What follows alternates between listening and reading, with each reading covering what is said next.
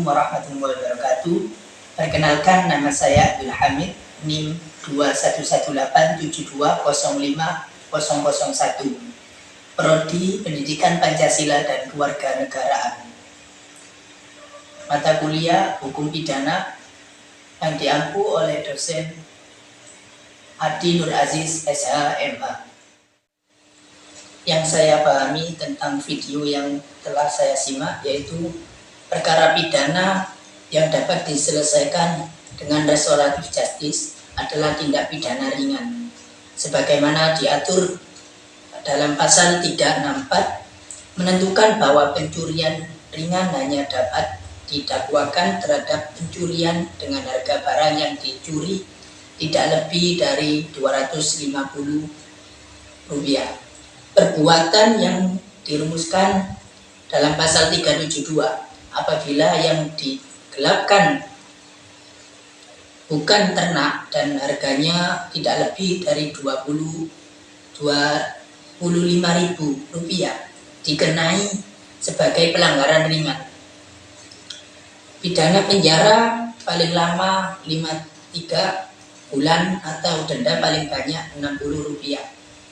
Kemudian dari pasal 379 yang pertama, barang siapa yang menjadikan sebagai mata pencarian atau kebiasaan untuk membeli barang-barang dengan maksud supaya tanpa pembayaran seluruhnya memastikan penguasaan terhadap barang-barang itu untuk diri sendiri maupun orang lain. Kemudian dari pasal 384, perbuatan yang dirumuskan dalam pasal 383 diancam dengan pidana penjara paling lama 3 bulan atau denda paling banyak Rp250 jika jumlah keuntungan yang diperoleh tidak lebih dari Rp25.000. Pasal 407, perbuatan-perbuatan yang dirumuskan dalam pasal 406 jika harga kerugian tidak lebih dari Rp25.000 diancam dengan pidana penjara paling lama 3 bulan, denda paling banyak Rp250. Dasar hukum restoratif justice.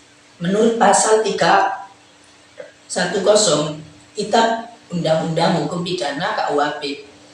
Yang pertama, barang siapa sengaja merusak kehormatan atau nama baik seseorang dengan jalan menuduh dia melakukan sesuatu perbuatan dengan maksud yang nyata akan tersiarnya tuduhan itu, dihukum karena menista dengan hukuman penjara selama-lamanya 9 bulan atau denda banyaknya 4.500.000. Kemudian yaitu pasal 205 Kitab Undang-Undang Hukum Acara Pidana, tindak pidana penghinaan ringan ikut digolongkan di sini dengan disebut tersendiri karena sifatnya ringan sekalipun ancaman pidana penjara paling lama 4 bulan. Jadi menurut peraturan MA nomor 2 tahun 2012 tentang penyesuaian batasan tindak pidana ringan dan jumlah denda dalam KUHP.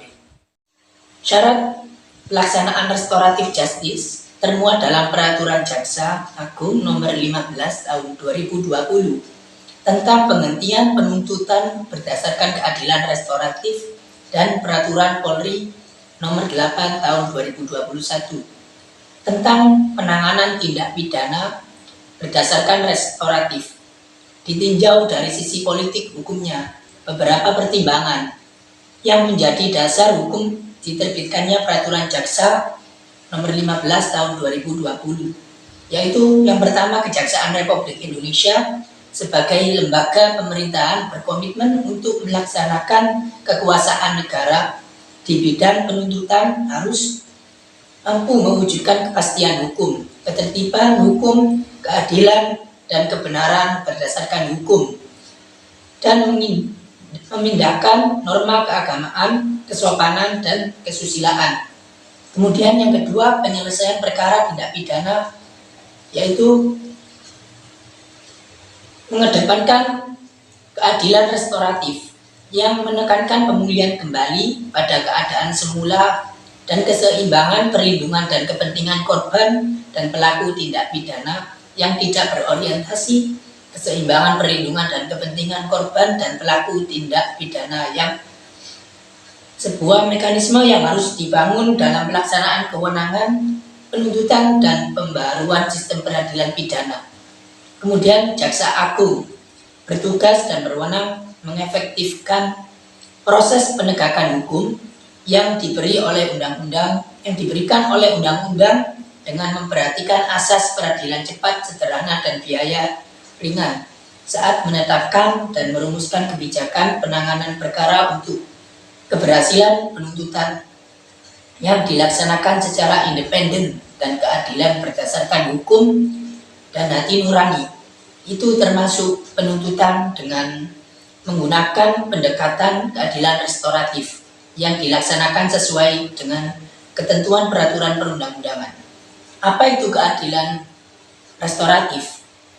Perlu kita tahu bahwa keadilan restoratif adalah penyelesaian perkara tindak pidana dengan melibatkan pelaku, korban, keluarga pelaku atau korban, dan pihak yang lain terkait untuk bersama-sama mencari penyelesaian yang adil dengan menekankan pemulihan kembali pada keadaan semula dan bukan pembalasan.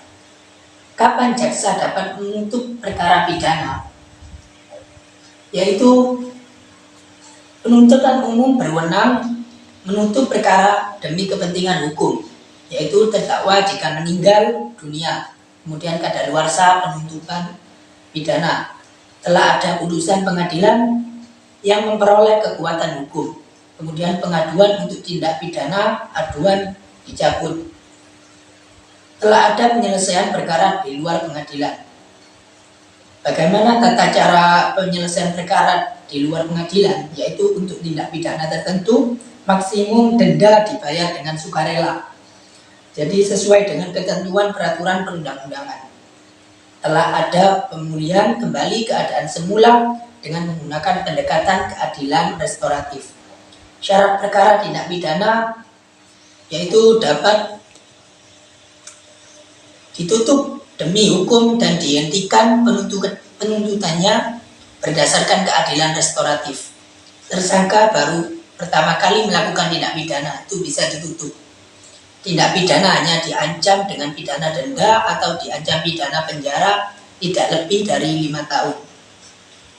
Jadi mungkin cukup itu tanggapan dari saya. Kurang lebihnya saya mohon maaf. Wassalamualaikum warahmatullahi wabarakatuh.